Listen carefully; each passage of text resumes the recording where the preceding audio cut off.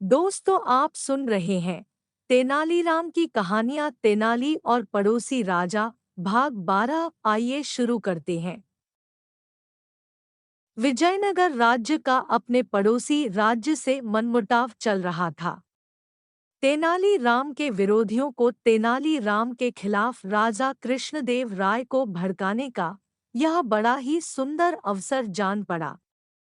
एक दिन राजा कृष्णदेव राय अपने बगीचे में अकेले बैठे पड़ोसी राज्य की समस्या के बारे में ही सोच रहे थे कि तभी एक दरबारी उनके पास पहुंचा और बड़ी होशियारी से इधर उधर झांका हुआ राजा के कान के पास मुंह ले जाकर बोला, महाराज, कुछ सुना आपने?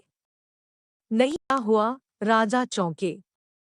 महाराज, क्षमा करें, पहले जान बख्श देने का वचन दे तो कुछ कहूँ।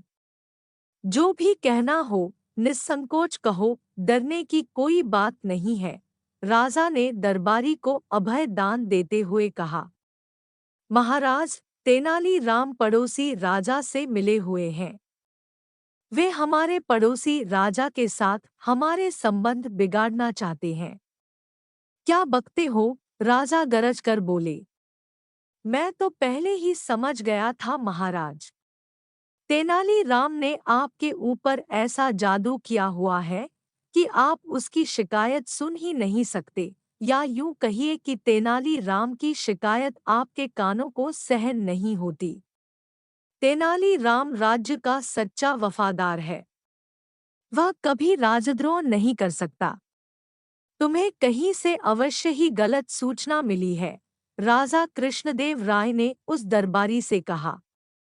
महाराज, आपको जितना विश्वास तेनाली राम की सच्चाई पर है, उससे कहीं अधिक विश्वास मुझे अपनी इस सूचना पर है।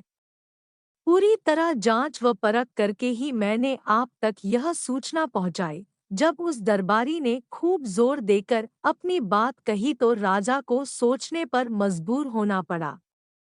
राजा ने कहा, ठीक है, मैं इस बात की जांच करूंगा और अगर तेनाली राम दोषी पाया गया तो उसे अवश्य ही कठोर दंड दिया जाएगा। राजा की इस बात से प्रसन्न होकर दरबारी अपने घर चला गया। दूसरे दिन कृष्णदेव राय ने तेनाली राम को एकांत में बुलवाया और बोले, तेनाली राम, हमें सूचना मिली है कि तुम हमारे शत्रु राजा से मिलकर हमारे विजयनगर राज्य को दूसरे के अधीन कराना चाहते हो। तेनाली राम ने जब अपने ऊपर लगाया गया यह आरोप सुना तो वह सिर से पैर तक कांप गया। वह राजा को इस बात का क्या उत्तर दे, उसे एकाएक यह भी सुझाई नहीं पड़ रहा था। राजा ने जब तेनाली राम को चुप देखा तो वह क्रोध से भड़क उठे और बोले, तो तुम्हारे चुप रहने का यही अर्थ लगाया जाए कि तुम अपना अपराध स्वीकार करते हो। यह सुनकर तेनाली राम की आंखों में आंसू आ गए। वह बोला, महाराज की बात काटने का साहस न तो मैंने अब तक किया है और न ही कभी भविष्य में कर सकूंगा। राजा तो क्रोध से भरे हुए थे। तेनाली राम के इस उत्तर से वे और भी भड़क उठे। बोले, तुमने जिस पड़ोसी राजा से सांठगांठ की है, अब उसी के राज्य में जाकर रहो, मेरा राज्य कल ही छोड़ दो। इतने बड़े अपराध की इतना मामूली सजा? तेनाली राम ने राजा से कहा।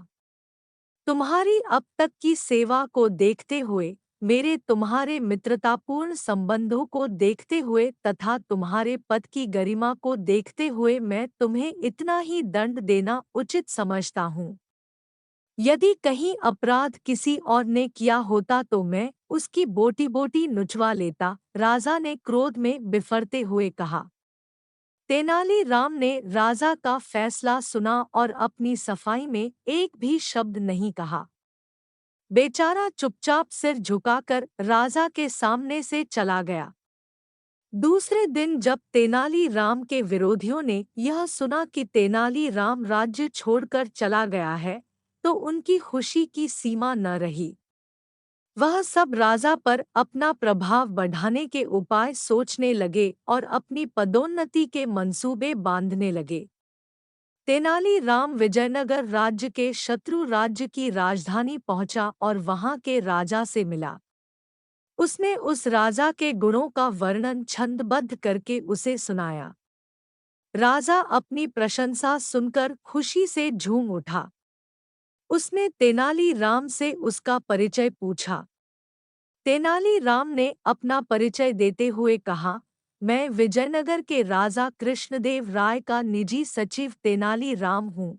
उस राजा ने तेनाली राम की बहुत प्रशंसा पहले ही सुन रखी थी, लेकिन तेनाली राम से भेंट का यह पहला अवसर था। उस राजा ने तेनाली राम का भरपूर स्वागत किया। तेनाली राम ने इस स्वागत के लिए राजा को धन्यवाद दिया।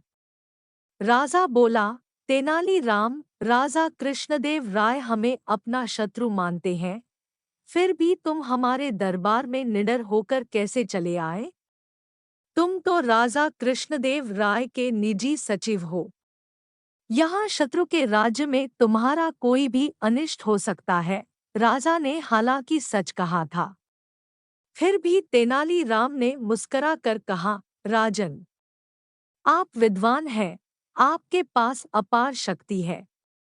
आप सुयोग्य प्रशासक हैं और प्रजा की भलाई चाहने वाले हैं। बिल्कुल ऐसे ही गुण हमारे महाराज में भी हैं। वे आपको अपना शत्रु नहीं, मित्र मानते हैं। आपकी इसी भ्रांति के निवारण के लिए महाराज ने मुझे आपके पास भेजा है। महाराज हमारे दुश्मन नहीं, दोस्त हैं।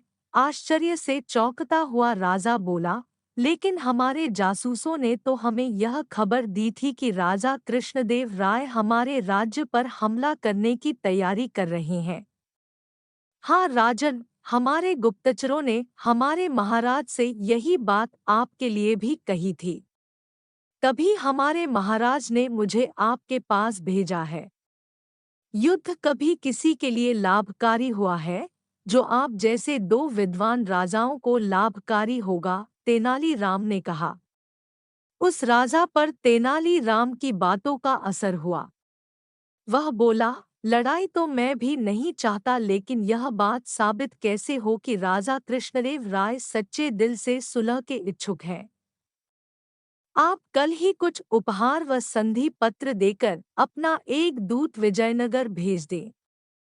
उस दूत को मैं भी अपना एक पत्र दूंगा।